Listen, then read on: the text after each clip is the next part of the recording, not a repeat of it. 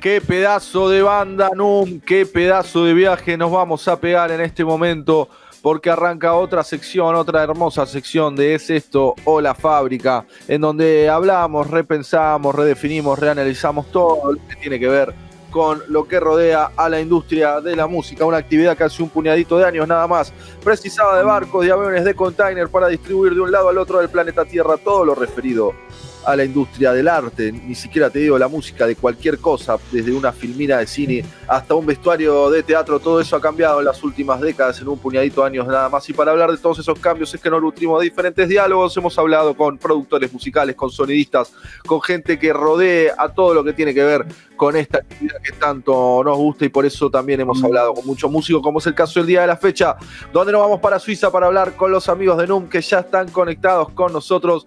Hello, hi, are you listen me good? I'm Manu. Hello. Hi Manu, hi Raúl.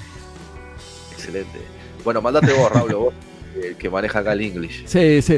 Thanks for your time. We really enjoy to listen to your band. It's a rock and roll band, so we are going to start the interview. We're live. Manu is now living in Argentina. He's in Buenos Aires. I'm in Barcelona, but I'm from Argentina too. So please tell us your full name. Where are you from, and how old are you? Both of you. I start. So I'm Alex Karetsky. I'm from Switzerland, and I think that's it. How old are you? Yeah, I'm 30. 30, okay. Yeah, and my name is Jan Waligorski. I'm also from Switzerland, and I'm 29. 29. Soon to be 30 as well. Okay, I'm going to make a little translation for the Spanish listeners. Estamos hablando con la gente de NUUM, con Alec y Jan, que son los dos de Suiza. Uno tiene 30 años y el otro tiene 29. And can you tell us which is your first memory of you listening to music? Yeah, so for me it was listening to U2 with my uncle. He was a big fan of U2, so that's the first rock band I listened to. And for me, I don't really remember music per se, but it was more my mother listening to jazz radio. And I remember the jazz radio hosts with a very soothing voice, talking very deep, you know, wah, wah, wah. And so yeah, that would be my first music-related memory. Beautiful. Bueno, nos estaban contando su primer recuerdo escuchando música. Alec nos decía que, bueno, los padres son fanáticos de U2, así que, bueno, escuchaban todo el día U2 y ese es el primer recuerdo escuchando de él. Y ya nos decía que la radio de fondo era la radio de jazz de Suiza. Dice que había un locutor con una voz así muy de radio de jazz. Sí, de radio de jazz a full, y ese era su primer recuerdo escuchando música. Do you have any part of the family that are musicians, or you are the first? I do. My father, he is playing violin in an orchestra in Geneva. Ooh, wow. So yeah, so I'm not the first musician in my family. Okay. And for me, my uncle was actually a metal singer. Really? Yeah. Wow, in an underground band, or is a underground Polish band actually. Polish band. Uf. Yeah. Nice.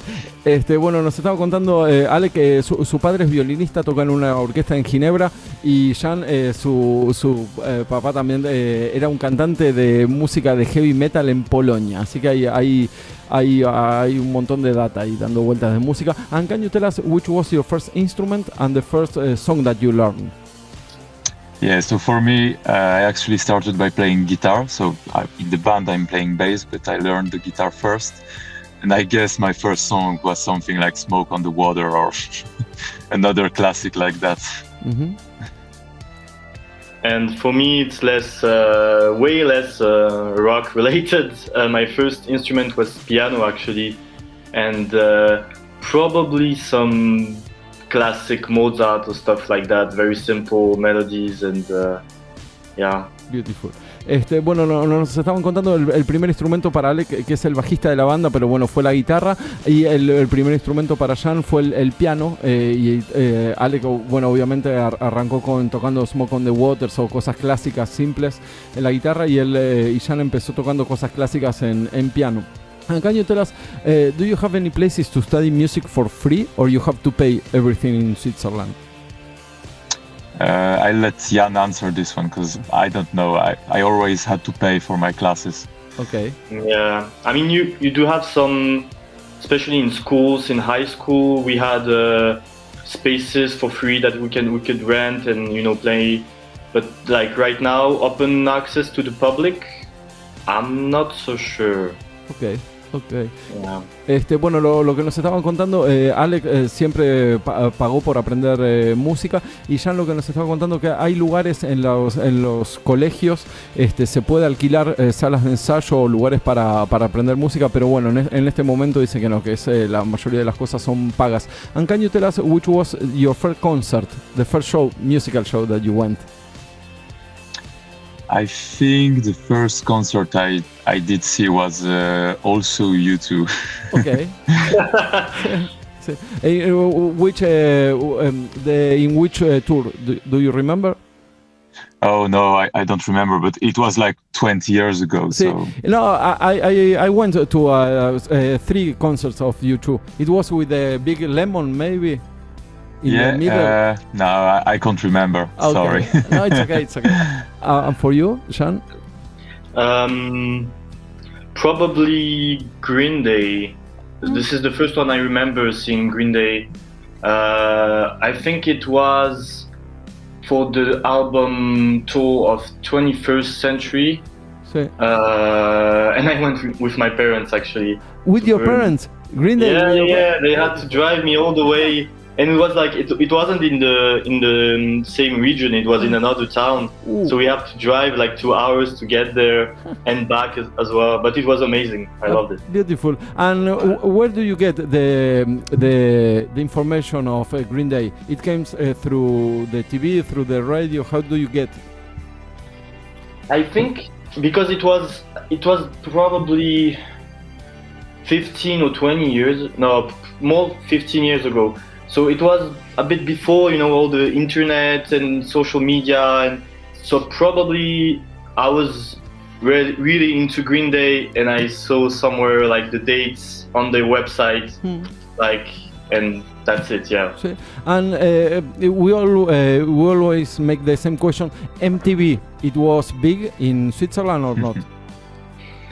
We did have MTV in Switzerland. I actually grew up kind of without a TV in my home, so I knew it, but I don't know if it was as big as in the USA.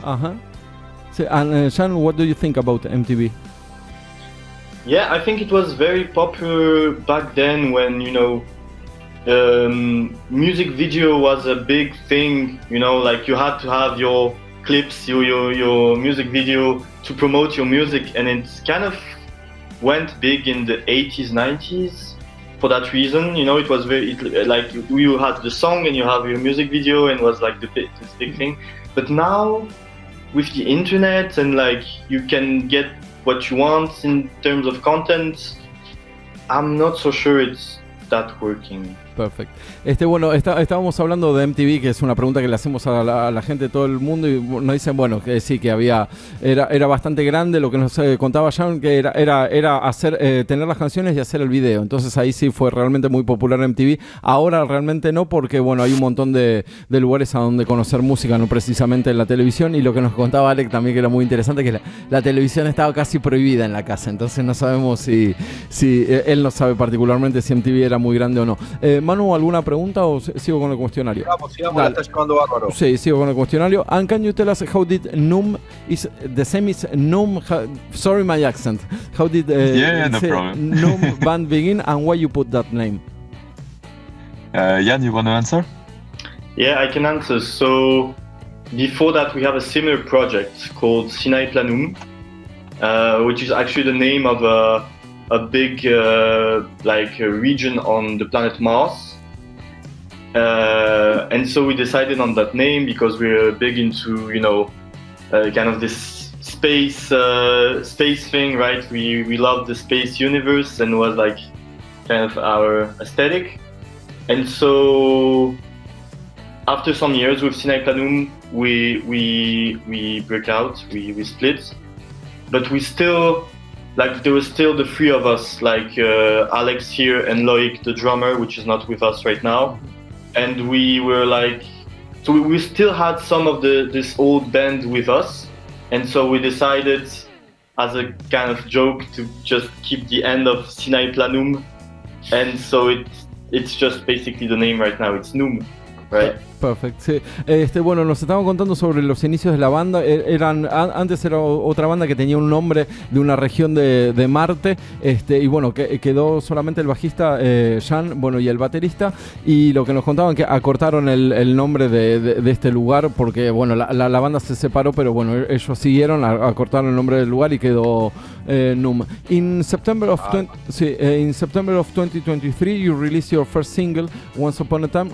How was the recording process of that first single?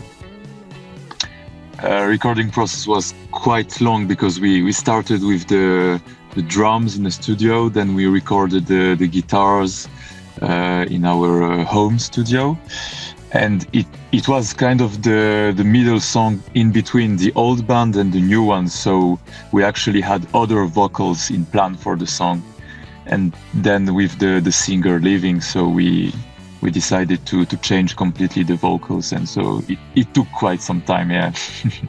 Okay. Do you? I want to know in different parts of the world, how do you rehearsal in your home? You text the songs. How is the band? Living? Yeah. You wanna answer? No, you can answer. So how the band? So I guess it depends. So we rehearse 2 times a week. Okay. We try to be consistent, right? And we have a place, a home studio where we rehearse. And also for the songs, sometimes we will like have an idea and write a song at home. Just yourself playing most instruments, trying to get some drums, writing the lyrics, and then if you already have like this good idea of a song, you can bring it to the band. Hopefully, right now when you have access to, for example, computers, and you can record yourself, you can already have something, a demo, and then you can play it for the band, and it also can happen on WhatsApp, for example. We can send each other different links and stuff to check out, and yeah, that's how it happens. Perfect. And in January of this year, you released your last single, Darling. It was the same recording process, or it was different? Yeah, we basically, the process was kind of the same. So we started with the drums, recording it in a studio outside, and then all of the other instrument, vocals, we did it in our home studio. And it took some time, but much less than the other one, yeah, for sure. Okay. And what do you meet the people to record the drums? You are all friends, or you have to pay to record it? How does it work? So our drummer, he's got a few friends and people he's met. So they're always he could just call them and schedule a weekend to record the drums. So that's what we did, yeah. Yeah. And it was also a time where I was kind of doing an internship in a studio. It's called Noise Palace, and so I met the owner of the studio, and I was like, well, we have some songs, we might just use this amazing space to record the drums. And so that's how we kind of connected and recorded a bunch of songs, drums only. So now we have the drums, and we can, add all the stuff at home. Perfect. And how do you search for the audio of the band? I particularly love the audio of the band because it's like a mix of a new audio and vintage. It's a mix of both. How do you search for it? You came with the sound of the guitar or something like that. How do you search the audio of the band? Alex, you want to answer? I don't know how to answer that. I don't know. We just clicked. Like we just started playing. We bought some pedals, and each of us had his own sound in mind. And then by playing together, we kind of glued. And Jan has got his sound. I've got mine. It works well together. Yeah. Yeah.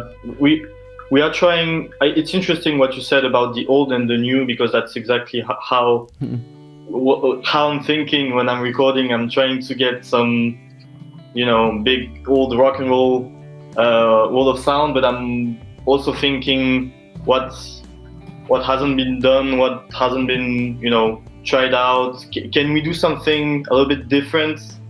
So there is always this experimentation, looking for new musical landscape and so on. So yeah, like Alex said, we are playing together, we're looking for our sound, but we are also trying to improve it a little bit in the studio, find something fresh, and yeah.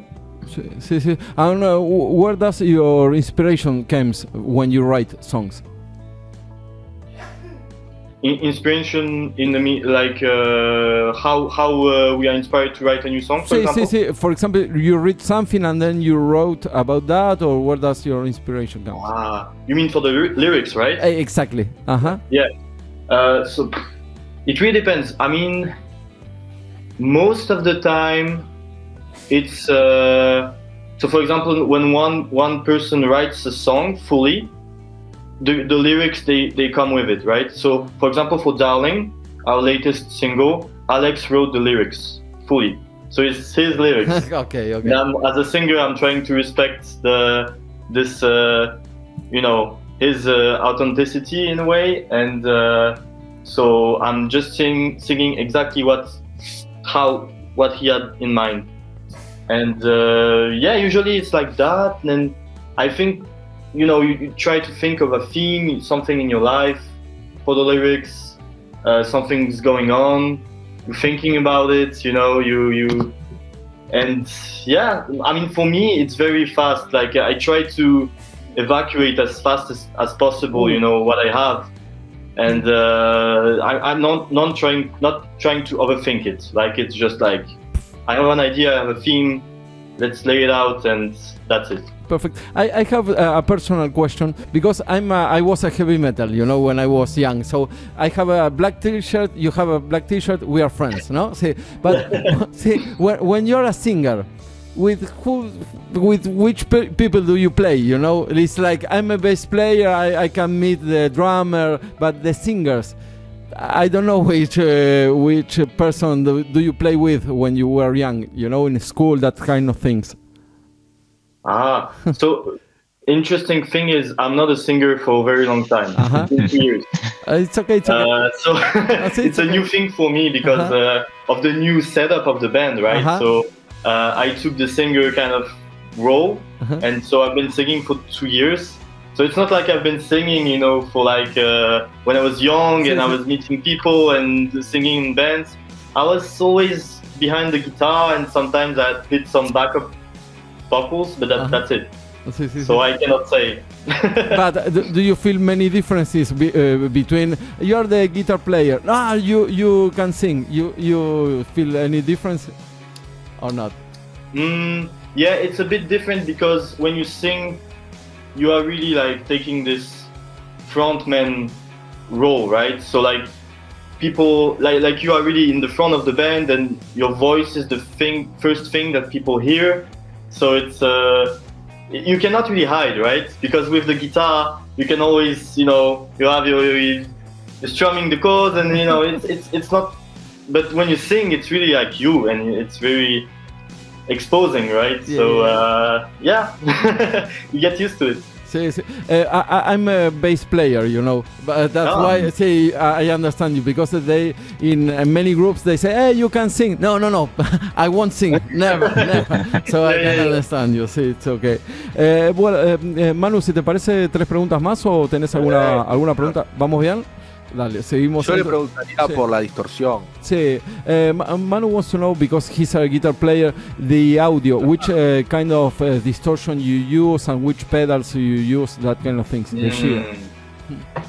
I would say mainly outtone.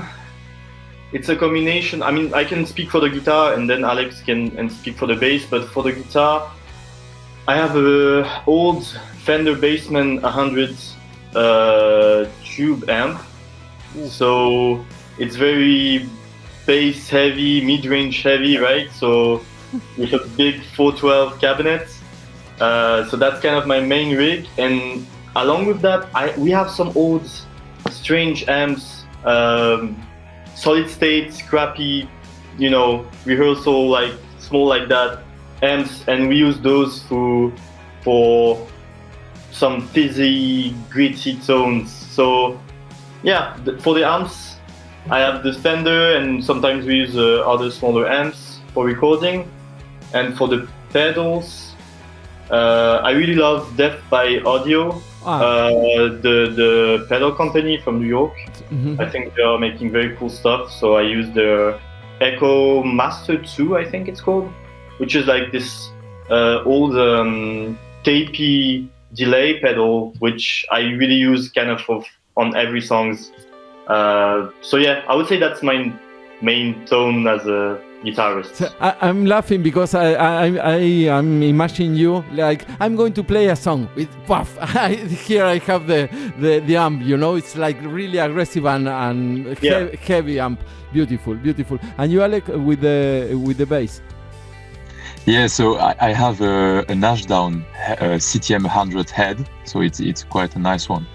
And I paired it with a Fender 4x10 cap. Which is the name of the amp?